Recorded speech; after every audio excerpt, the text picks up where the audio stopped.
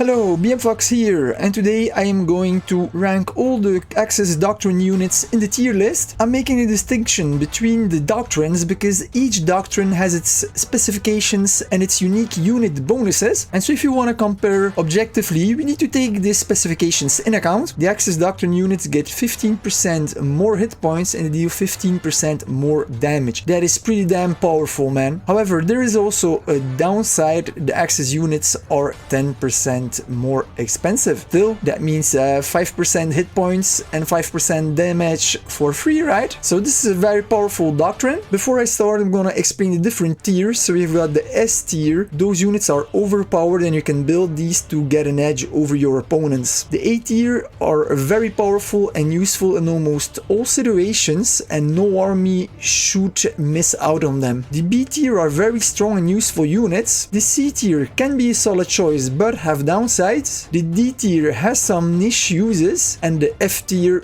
are completely useless. That being said, let's go. Let's start first with the infantry branch. So I'm gonna rank them a D. They have some niche uses for the Axis Doctrine, but that's about it. They have of course their stealth capability in forest, hills and cities. They're a defensive unit that packs quite a punch. However, they're a slow defensive unit, so they shouldn't be used in offensives. They're mainly used to defend your core provinces or to ambush units. And the Axis Militia, they get actually a nerf. Their upgrades are 1 to 2 days later available compared to other doctrines, hence why I give them a D. Infantry is a strong and very useful unit, especially at the start of the game, because these units, as I said before, they have 15% more hit points, 15% more damage. That is really interesting in the early game where you basically only have infantry. You can upgrade these units throughout the game, and due to their speed, they're perfect to protect artillery, rocket artillery, railroad guns, and so on. Motorized infantry can be a solid choice but has some downsides. Axis motorized infantry get a 15% speed bonus. They deal an additional 15% more damage versus unarmored units, and due to their doctrine bonus they deal an additional 15% damage extra to all units, so they actually deal 30% more damage to unarmored units than any other doctrine. That's pretty powerful. Axis already unlocks motorized infantry at day 1 and also their upgrades are sooner available compared to other doctrines. However, as I've already discussed in my video armored cars versus motorized infantry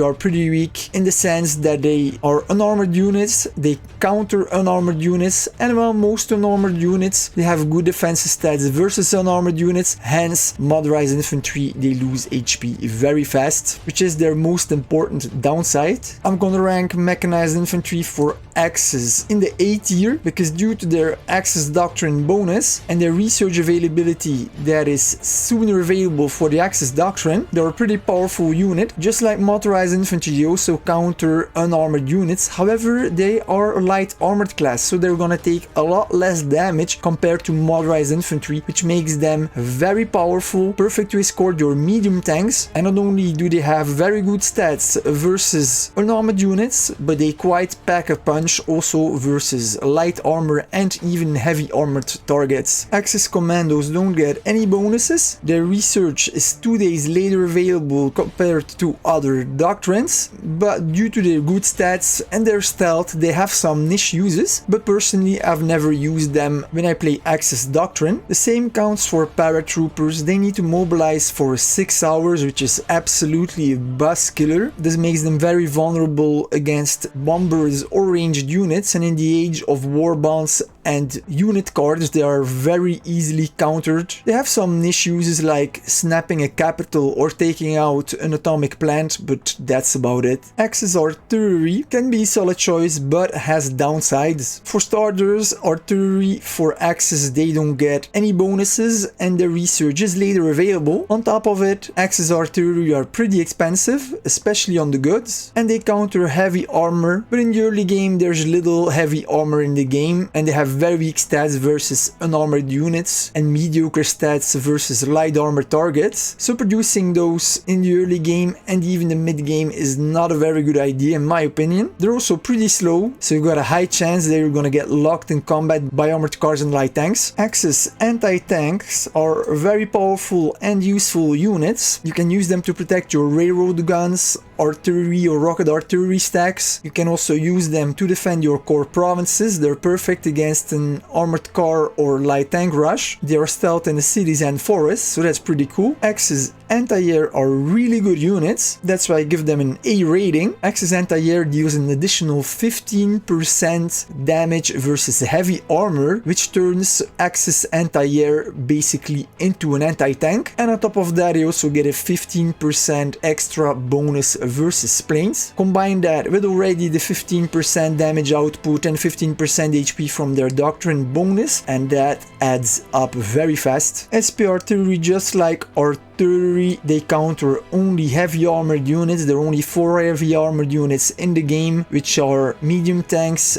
heavy tanks, tank destroyers and railroad guns, and now with the unit cards also flame tanks. However, for Axis there are better ways to counter heavy armored targets, and the SP artillery for Axis get 0 extra bonuses. The Axis SP anti-air, I'm gonna give it a B rating, because due to their doctrine bonus it's a pretty powerful unit, and their research for Axis is 1 or 2 days sooner available, which helps you to get an edge over your opponents. It makes the SP anti-air perfect to protect your faster units against enemy bombers. Axis armored cars don't get any Axis unit bonuses. However, just due to their doctrine bonus, it's a pretty powerful unit. They really pack a punch. They've got their additional hit points and damage output. They are perfect for early game aggression. You can use them as runners all game long, which is cool. They counter a motorized infantry spam. Armored cars are really a must-have for any Axis army. The same counts for light tanks. Light tanks are the perfect defense against armored car spam. Light tanks, they counter light armored targets, so both armored cars, but also the faster SP units like SP anti-air, SP artillery, SP rocket artillery, and so on. Their research is 1 to 2 days later available, which is why I hesitated between A and B, but due to the doctrine bonus that they have, I still believe that light tanks should have an A tier ranking. Axis medium tanks, they are completely overpowered.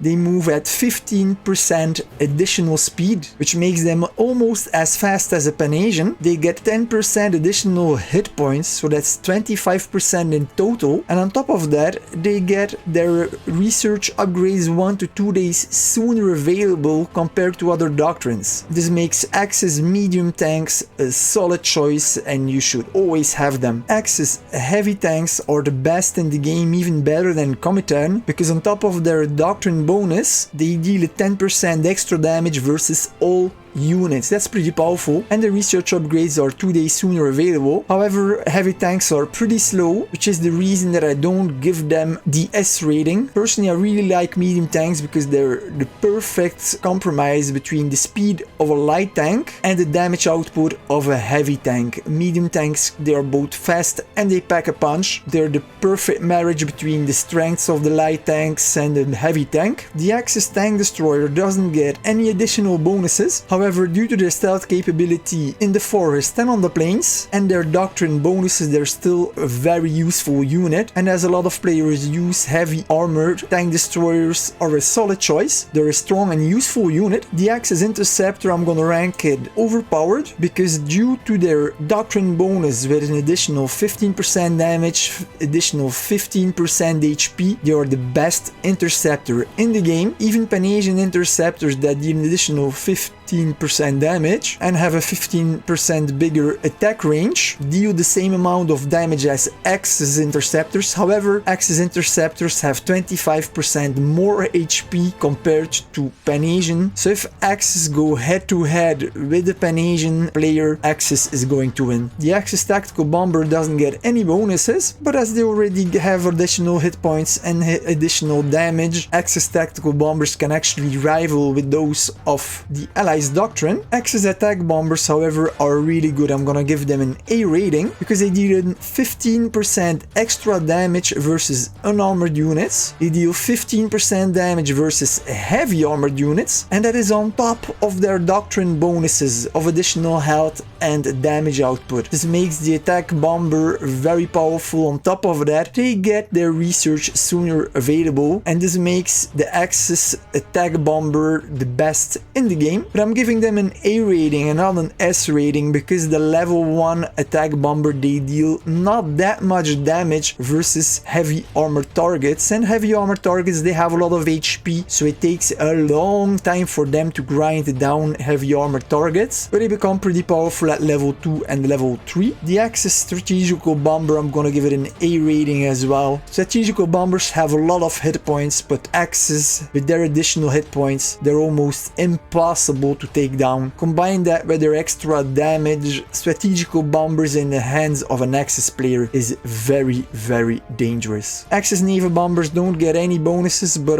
again, due to their Axis bonus, damn man, it makes them as good as a Pan-Asian naval bomber, but with more HP. I'm not a big fan of Navy, but Axis Navy is pretty good, so I'm gonna give the destroyers a C rating. They don't get any unit bonuses, but thanks to their doctrine bonus, their destroyers are almost as good as those of the Allies. But what Axis is really known for is their wolf packs in the Atlantic and the North Sea. Axis subs deal additional 15 damage versus ships, that's 30% in total with the doctrine bonus. They move at 15% additional speed, that's almost as fast as Pan-Asian, and also their research is sooner available, that makes Axis subs absolutely dangerous. Just like the Axis destroyer, also the cruisers and the battleships don't get any additional doctrine bonuses, but due to their Axis doctrine bonus, the cruisers, they can rival with those of Comintern, and the battleships, they can rival with Pan-Asian ones. I'm gonna give the aircraft carriers a D rating because their research is 1 to 2 days later available compared to other doctrines, so you're gonna be able to put less planes on your aircraft carriers on the same day compared to your enemies. And if you play big maps like World at War, I mean, just pick a country in Europe, Asia or Africa, then you don't have the need to make big naval operations, then you don't even need to produce aircraft carriers. Axis rocket artillery is the best in the game due to their doctrine bonus. The only disadvantage that they have compared to Comintern is that they're not available at day 1 but only at day 2, and they don't get a 20% production time bonus like the Comintern do, but still in terms of HP